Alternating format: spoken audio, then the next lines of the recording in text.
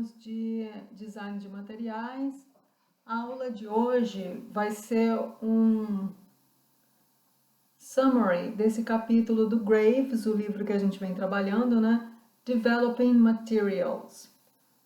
So, basically, I'm gonna summarize the chapter for you guys and explain how to use this knowledge for the seminars that you're going to present. And I'm gonna talk about the seminars later. Well, this class is based on this chapter, Graves Developing Materials, which is chapter 8.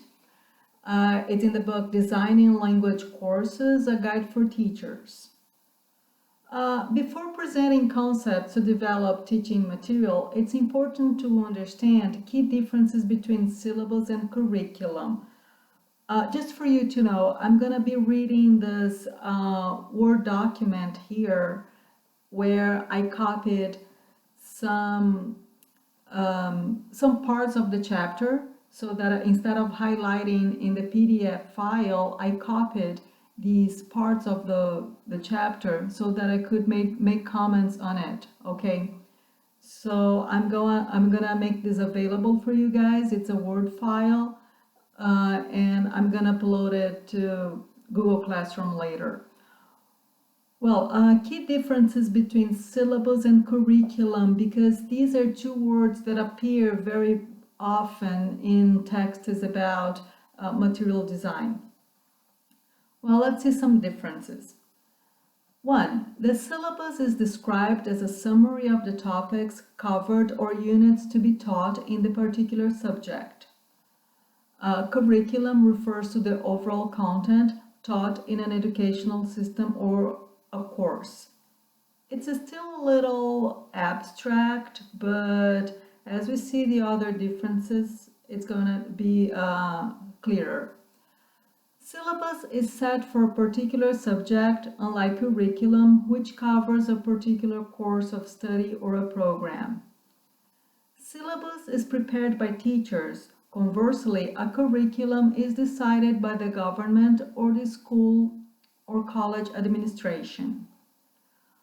Well, let's put these three definitions together and compare to our situation here at university. I'd say that if a curriculum is something wider that actually encompasses syllabus, I'd say that a curriculum could be related to o nosso projeto político-pedagógico. No projeto político-pedagógico estão escritos os motivos porque as disciplinas estão no curso, tem a lista de disciplinas com as suas emendas, com a descrição do que deveria ser cada disciplina e por que essas disciplinas são importantes. Então, esse projeto político-pedagógico é o curriculum. E o syllabus seria o teaching plan, porque ele é da disciplina. E aí vem o número 4 aqui, ó. Number 4. Syllabus varies from teacher to teacher, while the curriculum is same for all teachers. So the curriculum guides the teacher to prepare the syllabus for the subject that the teacher teaches. The syllabus is provided to the students by the teachers so that they can take an interest in the subject. Remember that you receive the teaching plan, which could be considered a syllabus, in the beginning of each term. But the curriculum, o projeto político-pedagógico, on the other hand, normally the curriculum is not made available to the students unless specifically asked for. The duration of a syllabus is for a year only, because it could change every year. Teachers usually update the syllabus, but curriculum lasts till the completion of the course, so the curriculum takes more time to be changed. Well, when you elaborate a material, it has to be in accordance with the syllabus. The syllabus will help you set goals, which will lead to the development of materials. And that's why it has to be clear, the difference between syllabus and curriculum has to be clear here, because when you talk about elaboration of materials, the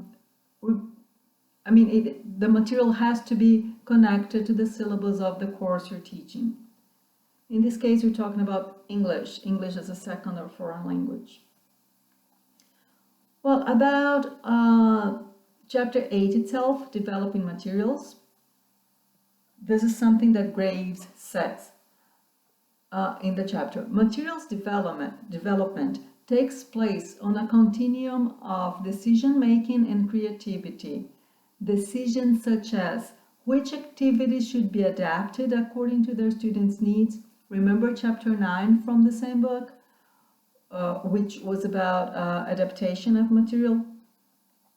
Decisions such as which activities should be assigned as homework, which activities could be skipped or replaced with another, etc. So teachers are making decisions all the time and being creative. So developing material is related to making decisions and being creative. So if you only have to make decisions, like for example, which activities should be adapted, you're adapting a material, which is material design anyway.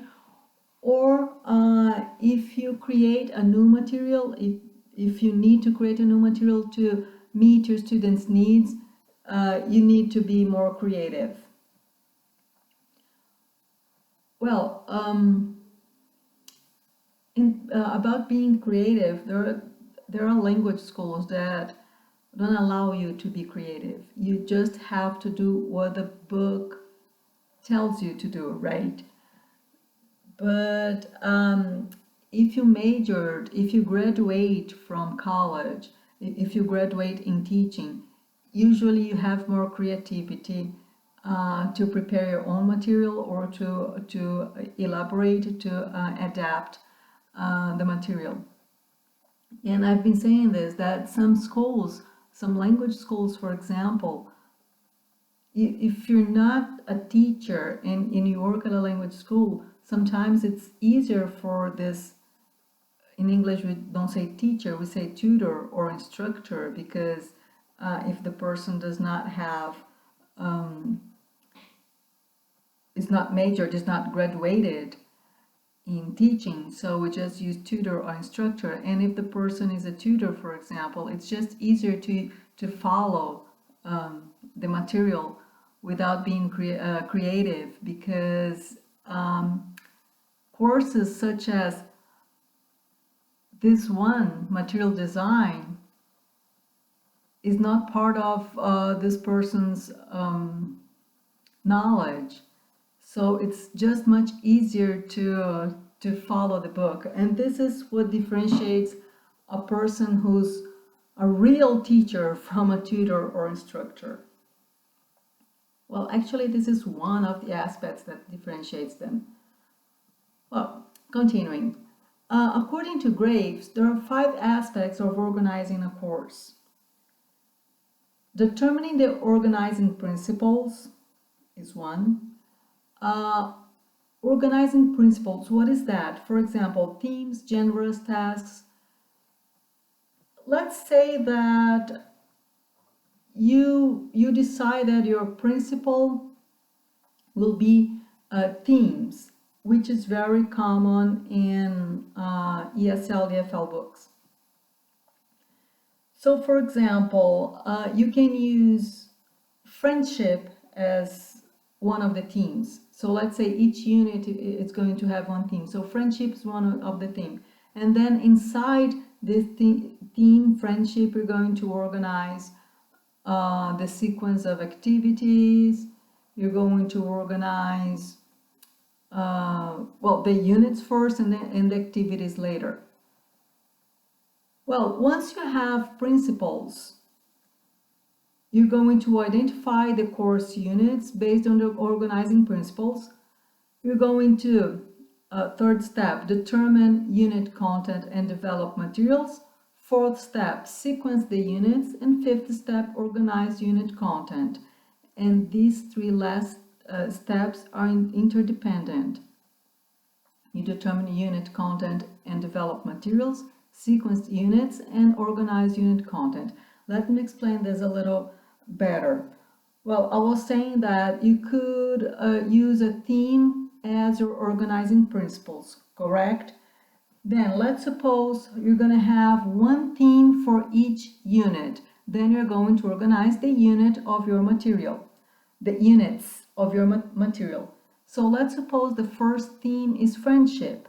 Then inside this theme, inside this unit, you're going to organize activities that will be around this theme. So, for example, small talks to make friends, relationships beyond friendship, and then these, let's say, subtopics will be inside the theme of, say, friendship, which is the example I'm using here. And then you're going to organize the sequence of activities, for example, a reading. You could start with a listening activity and then some controlled activities, and then grammar points, for example, then a reading text, a text to practice reading, all of that going around the theme I've just chosen here, which is friendship. Another organizing principle, which is very common, is grammar per se. So, for example, simple present is going to be the first principle. No, principles are if I choose, for example, grammar, so organizing principles would be grammar, then the first one would be present, a simple present, let's suppose. And then I'm going to organize all the activities around simple present. And then for the second unit, let's suppose modal verbs, and I'm going to organize all the activities around modal verbs. And unit 3, future tense, let's suppose, and then all the activities around future tense. So you determine the organizing principles, which could be themes, as I said, usually some topics or grammar points. They are very common in EFL and ESL textbooks. And then you're going to organize the sequence of units and the sequence of activities based on the principle you've chosen to organize your course. And on what basis does one choose, adapt, or develop a material? So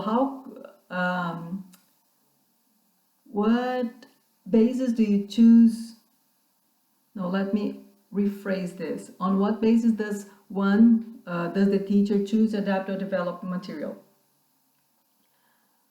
Well, to answer this question, Graves brings the example of the use of housing ads from United States newspaper. Housing ads são anúncios de casa para alugar ou vender. And then deciding what to do with the ads depends on the teacher and the student's goal. For example, real need to find a place to live. Let's suppose you're teaching students in the United States. In this case, it's a newspaper from the United States. So you're teaching these students to find a new place, to interpret the newspaper, the ads, and find a new place. In this case, that would be ESL, not EFL. But is this the goal? Or cultural awareness, for example, comparing house hunting in the United States and in our case in Brazil. Or reading skills. I mean, you just want your students to be in contact with different textual genres. So this is one of them, and you're just giving, a text to help your students develop some reading skills. So think about the goals of the students and your own goal to adapt or develop a material around an activity like this. And then she says, your knowledge together with your beliefs will guide you. If you feel it's important for students to take initiative in order to learn, then the activities you develop will reflect that. If you believe that students learn in multiple ways, then variety will be important, variety of activities, okay? If you feel that students' affective needs are important, for example, that students need to build self-confidence, then you will consider how you sequence the activities so that the students can produce the language confidently. Additionally, you need to consider the types of activities they will do, for example, discussions or role plays, and the aspects of language they need to learn in order to carry out the activity successfully. So I just read a paragraph from Graves' chapter because she's going to develop her arguments around this, around sequence, how you sequence the activities, and also the types of activities that you need, for example, discussions or role plays, etc. And then to develop her argument around this, she says that in a workshop conducted with EFL teachers in Brazil and in the USA, she compiled a set of ideas to organize activities. And remember that organizing activities is the first step to elaborate materials. And these are 15 steps, 15 ideas, not steps, but 15 ideas that she compiled together with EFL teachers about how to organize activities. So let's talk about this. Let's see. I'm going to summarize this actually. It's all in her book. So I'm going to summarize these ideas. 1. Activities should draw on what students know and be relevant to them. Examples. Students make a list of what they consider when looking for a place to live. So in this case, she says that bringing students previous knowledge is very important as, say, a warm-up activity or a pre-teaching activity to engage students in the topic to be discussed.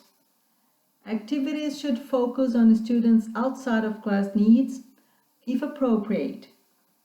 Example, you could brainstorm issues and questions about their actual housing. Well, it's very similar to number 1, but the difference is that this number 2 is more personal than number 1 because it deals with affective issues. So number 1, you could think of, your previous knowledge on house hunting. But then number 2 here is about your student's house, your student's needs.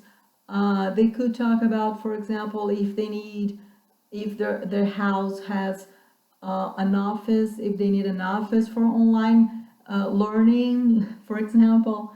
So it's more personal, but it's still they're still connected, bringing students previous knowledge so that they are engaged in the activity, right? Number 3, activities should build students' confidence. Example, sequence the activities so they provide enough practice. So we're going to be talking about sequence. In this case, how do you build students' confidence?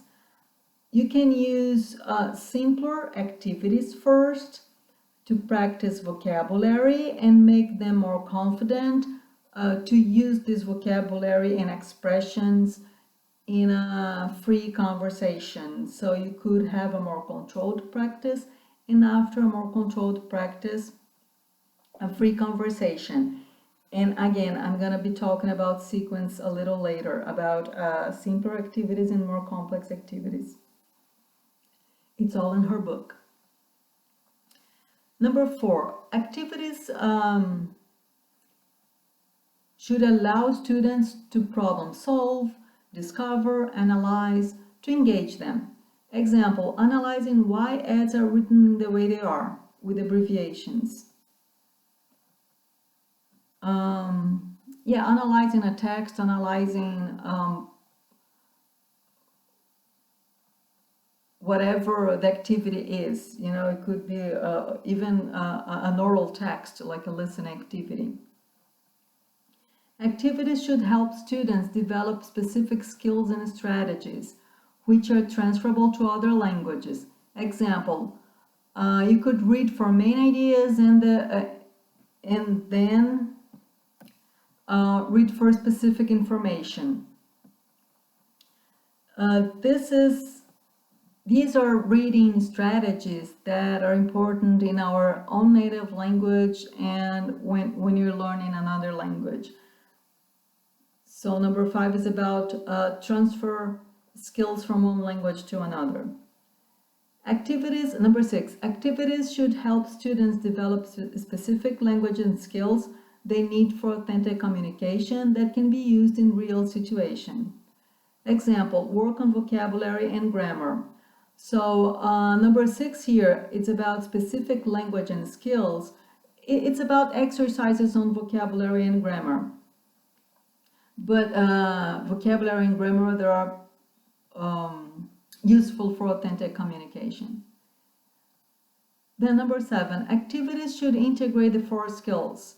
Example, a follow-up activity of phone conversation role plays.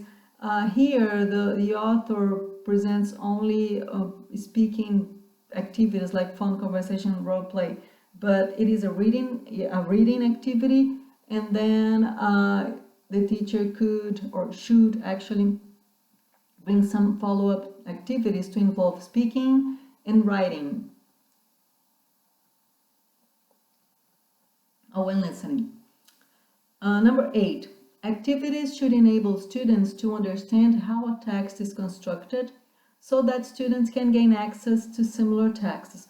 So in this case, for example, she brings the example of housing ads, and then it's a very specific type of text, text or genre actually, because it has some abbreviations that we should understand.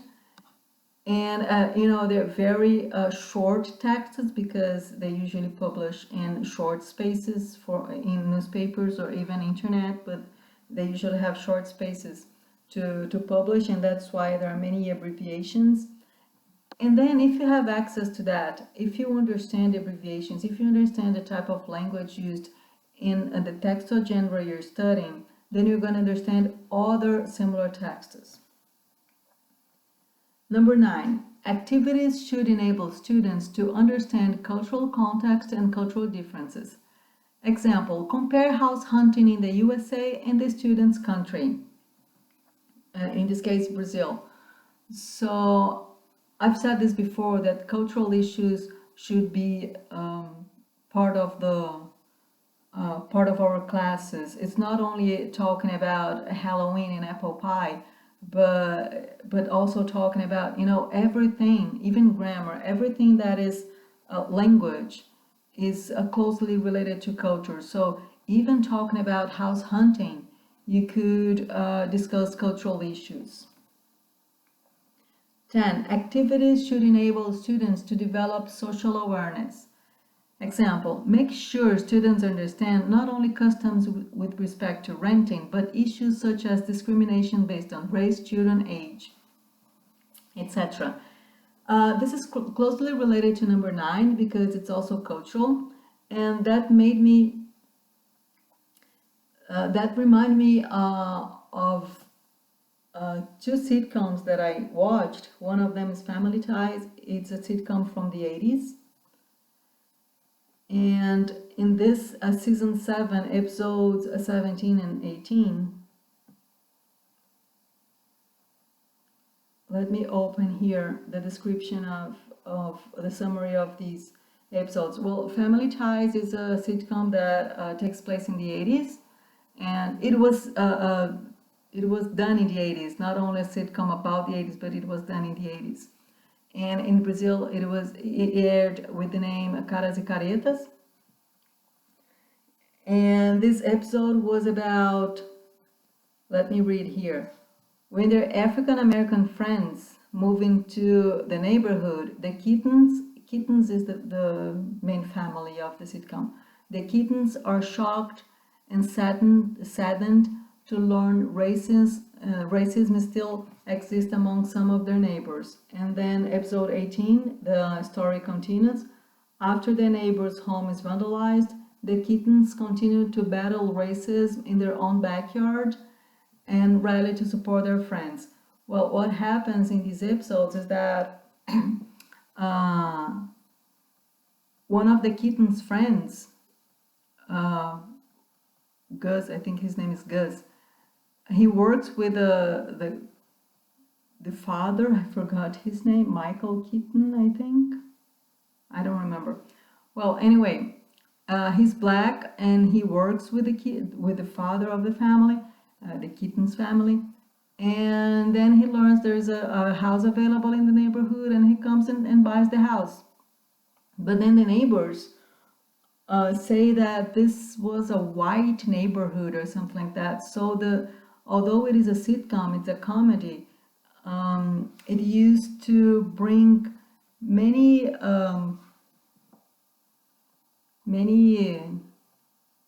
polemic issues, and racism was one of them. And these two episodes discussed the racism in the neighborhood. So, for example, how can house hunting be related to issues such as racism, or what else does the author says? Discrimination based on race, children, age, etc. So about race, as I said, I remember this sitcom where in which there was racism because the neighbor said it was a white neighborhood, and they even vandalized the house of the black family. And about children and age, that reminded me of another sitcom, but this is a more recent one, Young Sheldon. Let me read the summary of the episode here. Season 3, episode 19. When Sheldon discovers the house next door is for sale, he decides to find a buyer worthy of his approval. Pastor Jeff and Officer Robin express interest, and Sheldon likes the idea of having a police officer nearby. But Mary is Sheldon's mother, hesitates to have her boss live so close. She changes her mind to be a good neighbor. The couple buys the house, but Sheldon is less happy to hear they're also expecting a baby. Well, what does that mean? Sheldon wants someone that is like, he doesn't want a baby next door because of the noise, because babies cry, and he likes the idea of having a police officer. Officer Robin. Officer Robin is the wife of Pastor Jeff, and yeah, she's a police officer. So he likes the idea of having a police officer. But this is related to what Graves says about discrimination based on children. Some people wouldn't like to have babies as neighbors, and that could be a very interesting discussion in class. Well, this was number 10, that activities should enable students to develop social awareness. 11, activities should be as authentic as possible. I'm going to talk about authenticity a little later. 12, activities should vary their roles and groupings. Example, students present what they know, students become teachers, students change groups, students could be a leader in a group, and then other students could be leaders, etc. 13, activities should be of various types and purposes. Example, students create their own ads. So not only reading ads, but then creating their own ads. So they could be the person who rents the house, or the person who sells the house, who buys the house and sells the house, the landlord and the tenant. 14, activities should use authentic texts and realia when possible. Example, bringing in newspapers, real newspapers. 15 activities should employ a variety of materials. Example, videos, audios, pictures, realia. What is realia? They are real objects. In this case, real newspapers, for example. But even costumes could be realia.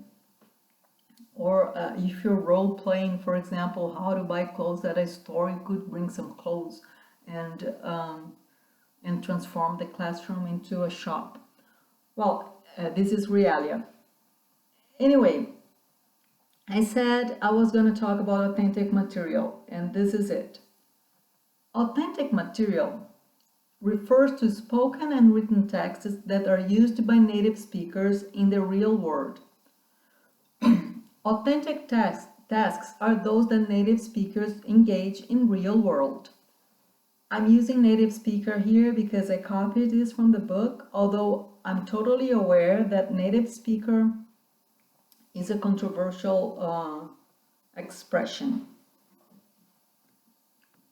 Let's rephrase this. So authentic material is something that was created not for teaching, but for example, if you use a newspaper, the newspaper was not created for teaching. The newspaper was created to give the news. So you can just bring in newspapers, and I'm not talking about only paper newspaper, but it could bring something that you take from the internet, of course. You know, bbc.com, cnn.com, etc. Well, and Craigslist for housing ads.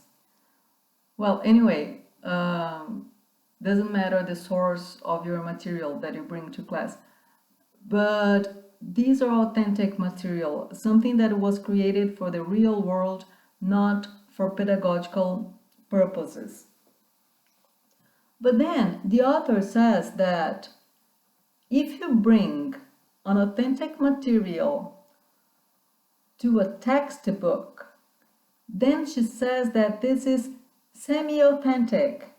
Why? Because it was authentic in the original source. For example, she's talking about housing ads. So the housing ads in the newspaper is authentic, but when you cut and paste in a textbook, it is semi-authentic because now it has a pedagogical purpose. But it still comes from an authentic source. And a pedagogically prepared material would be something specifically created for pedagogical reasons. So, for example, I, as a teacher, write a text that contains the vocabulary and grammar and topic that I want to discuss with my students. So I wrote that myself, or the authors of the textbook wrote that themselves. These are pedagogically prepared material. So the author says about the material, there is the pedagogically prepared, the semi-authentic, and the authentic. Semi-authentic are authentic material that was brought to the textbook. An authentic material is something that the teacher brings himself. So again, let's see an example. If you have housing ads in the textbook, they're semi-authentic. If you bring some housing ads that you found in a newspaper and you bring to class, they're authentic. Well, and you have the authentic material or pedagogical material, and then you have the activities. So, tasks and activities. Pedagogical tasks are the one done only for pedagogical purposes. And then the author says pedagogical, real world, or in the real world. Let's see the difference. A real world task would be a role play of a phone conversation with a landlord. A pedagogical task would be to read a scripted dialogue between a prospective tenant and a landlord. So let me explain this a little better. So a real-world task would be a role play. You role play a conversation. For example, one student is the landlord, a pessoa que coloca a casa para alugar, and the other student is the tenant, o inquilino. And they role play a conversation. Why is this real world? Because they're role playing a conversation that could, in fact, take place. And in the real world is impossible because that would be the student really calling a landlord to rent a house or to buy a house, whatever. And this cannot happen in the classroom. So what we can do in the classroom is to conduct activities that imitate real world. And these are the role plays. And pedagogical would be, for example, you have a scripted dialogue, diálogo, script mesmo de diálogo, where you, for example, just read a dialogue or you fill in the blanks. That would be a pedagogical activity. So that's why here the paragraph that I copied from the book explains real world and pedagogical, but it doesn't say anything about in the real world. So again, there is pedagogical, real world, and in the real world. And pedagogical are, say, exercises, real world word plays, role plays, and in the real world, what the student would face in fact, which we cannot control. Well, and talking about, I said before that I was going to talk about the sequence of activities, and that's it. I've mentioned this in other classes, but again, it's about controlled and free activities. Here the author says the language output would be speaking and writing. The language output should be controlled and open-ended. Open-ended being free, like free conversation. So she explains, controlled language output would require students to practice certain grammatical structures or language functions or vocabulary items in order to gain mastery of them, often called a focus on accuracy. Open-ended language output allows students to use all the language in their repertoire to complete the activity. So let's say that controlled language output, for example, you have a scripted dialogue where you just fill in the blanks, and then open-ended, you as a student, you have to speak more freely and come up with the things that you have to say. So just have to be creative and be more, well, it's more like a free conversation. So these are examples of controlled and open-ended. And the author also differentiates activity versus exercise. Activity is related to open-ended output, and an exercise is designed to help students master specific aspects of communication in a more controlled fashion. So let's suppose you have a dialogue to fill in the blanks. It's an exercise. And then you have to have a free conversation with your pair, a pair practice, which is a free conversation. That would be an activity. When developing materials, it is important to have a balance of activities and exercises. Too many exercises and too few activities will impede development of the ability to communicate in the real world. While too many activities and not enough exercises will deny students the opportunity to develop the language and skills they need to communicate effectively. Let me explain this a little better. So if you have too many exercises and too few activities, students will not have the opportunities to speak, to produce language, to use language in a real world situation. This is one of the criticism against autolingualism, because they had like a lot of repetition, but not communication. Like few opportunities for real communication, and this is why the communicative approach appeared, let's say, because autolingualism had few real communication situations.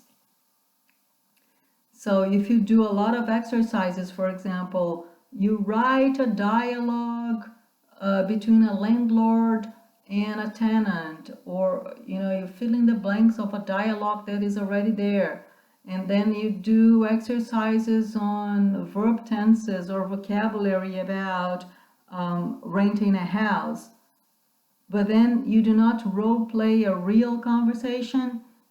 This is when you have too many exercises and few activities. And on the other hand, if you have few exercises and too many activities, students will not feel confident to do a free conversation if they hadn't done some exercises before. So the exercises build the students' confidence to do the activities. So the controlled exercises provide students with confidence to do the open-ended activities. And then talking about sequencing, how do you sequence the activities? Well, guys, you had one of the homework that you had to do was to analyze the unit of a book, right? I haven't corrected that yet, but sequencing was one of the things that I asked you to analyze. So why the activities were in the order that they were in the units of a textbook. And these are some further explanation. Approaches to sequencing. The same principles of sequencing, building and recycling that apply to course organization apply to unit organization. At the unit level, building from step A to step B can be understood as, let's see step A and B. What is that? Step A is simpler and B is more complex. Step A is more controlled and B is open-ended. So again, you go from a controlled exercise to an open-ended activity. For example, practicing a set of expressions prior to practicing situations in pairs. Step A provides knowledge or skills required to do step B. For example, analyzing a text before writing their own texts. Step A uses receptive skills, listening and reading. Step B uses productive skills, speaking and writing. For example, a listening activity before a speaking activity. So you build up some vocabulary by listening, and then you go to a speaking activity. Step A uses productive skills to activate knowledge. Step B uses receptive skills to consolidate knowledge. For example, students talk about what they know about a topic, which is considered a pre-teaching, prior to studying vocabulary and expressions. In the beginning when I said that it's important that students bring their own knowledge, previous knowledge about a topic, and discuss a little bit, not very deeply, but a little bit of the topic before starting the lesson. This is called pre-teaching or warm-up activities. This is when you're using productive skills prior to receptive skills. Again, productive speaking and writing, receptive, listening, and reading. And other approaches to sequencing include going from the other to self. So another's point of view to your own point of view, or the opposite direction. So for example, we start a conversation with some general points of view, and then students talk about their own. Or the opposite, the students talk about their own points of view, which is actually more frequent. They talk about their own points of view, and then they see others' points of view. And multiple encounter with the target vocabulary. There should be opportunities for recycling vocabulary in the material you were working on, or the material you're elaborating. So you have to make sure that the target vocabulary is repeated later in the unit or in other units. But there are studies that say that students learn only through multiple encounters. They never learn at the first encounter, or actually there is a situation where they learn at the first encounter, which is called salience. So there are basically two forms of vocabulary acquisition: multiple encounters and salience. Salience is the importance of a word to the student, and this is why teenagers learn offensive words very quickly, because they are somehow important to teenagers. But we do not have control over salience. We have some control over multiple encounters. So we have to make sure, when we're elaborating a material, we have to make sure that the target vocabulary is repeated later, so that students have multiple encounters with this vocabulary.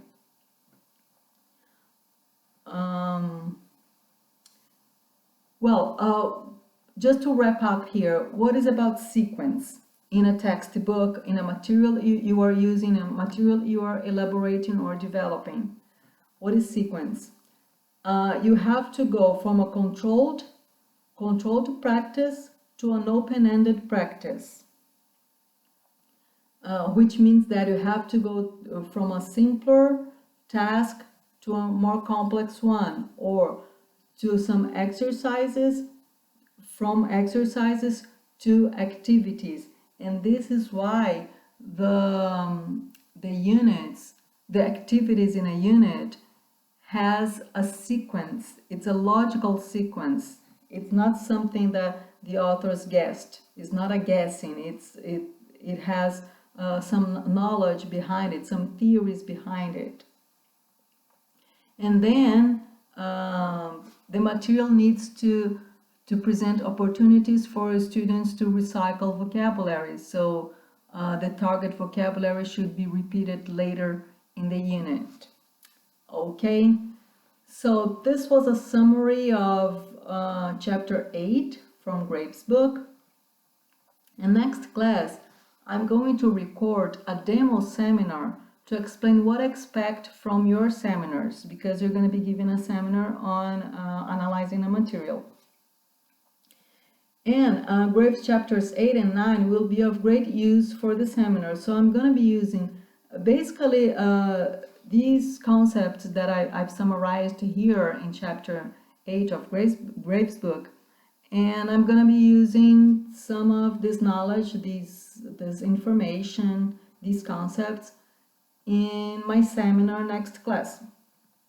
So next class, again, I'm going to record a seminar, and you're gonna use this seminar that I'm gonna record. You're gonna use this as an example to present your own seminars, because if you see here in the teaching plan, we have today criando material didático, Graves chapter 8, que foi o que eu resumi. Para a aula que vem, preparação para seminários e trabalho, demo seminar by the teacher, é quando eu ia apresentar um seminário, então eu vou fazer isso. E depois eu divido a turma para apresentar no Collaborate, metade da turma num dia, outra metade no outro dia, baseado no demo seminar que eu vou fazer. Ok? Qualquer dúvida, vocês entram em contato comigo. E eu vou disponibilizar, então, esse handout que eu coloquei o resumo do capítulo 8 para vocês no Classroom. E até mais!